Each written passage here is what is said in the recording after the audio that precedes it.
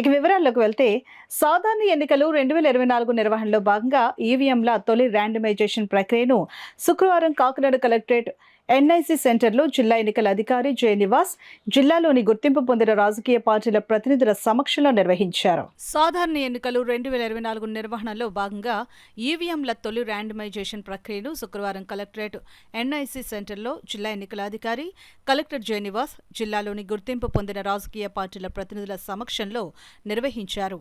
ఈ సందర్భంగా కాకినాడ జిల్లాలోని 7 అసెంబ్లీ నియోజకవర్గాలు, ఒక పార్లమెంట్ నియోజకవర్గానికి సంబంధించి తొలి ఈవీఎంల ర్యాండమైజేషన్ ప్రక్రియను ముందుగా కలెక్టర్ జె నివాస్ రాజకీయ పార్టీల ప్రతినిధులకు వివరించారు. అనంతరం ర్యాండమైజేషన్లో ఆయా నియోజకవర్గాలకు అలర్ట్ అయిన ఈవీఎంలు, వీవీప్యాట్లను జిల్లా కలెక్టర్ ఆయా నియోజకవర్గాలకు పంపిణీ చేశారు. ఈ సందర్భంగా జిల్లా కలెక్టర్ జె నివాస్ మాట్లాడుతూ భారత ఎన్నికల సంఘం, రాష్ట్ర ఎన్నికల కమిషన్ సూచనలకు అనుగుణంగా జిల్లాలో గుర్తింపు పొందిన రాజకీయ పార్టీల సమక్షంలో తొలి ర్యాండమైజేషన్ ప్రక్రియ చేపట్టడం జరిగిందని అన్నారు. సార్వత్రిక ఎన్నికలకు సంబంధించి వచ్చే వారం నుంచి నామినేషన్ ప్రక్రియ ప్రారంభం కానుందని, రాజకీయ పార్టీల ప్రతినిధులు తమ అభ్యర్థుల నామినేషన్ల దాఖలులో తగు జాగ్రత్తలు తీసుకోవాలని అన్నారు.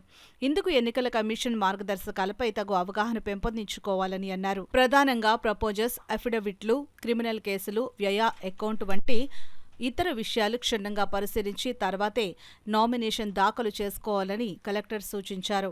కార్యక్రమంలో జిల్లా రెవెన్యూ అధికారి డాక్టర్ డి తిప్పేనాయక్, జిల్లా ఆడిట్ అధికారి, ఎక్స్పెండిచర్ నోడల్ అధికారి వై సురేష్, మైనార్టీ వెల్ఫేర్ అధికారి, ఈవీఎంల నోడల్ అధికారి M Sunil Kumar, NIC IT director CH Subbarao, రాజకీయ పార్టీల ప్రతినిధులు రంబాల వెంకటేశ్వరరావు, రావూరి వెంకటేశ్వరరావు, గదుల సాయిబాబా, బండారు జయప్రకాష్, సబ్బారపు అప్పారావు, ఇతర అధికారులు తదితరులు పాల్గొన్నారు.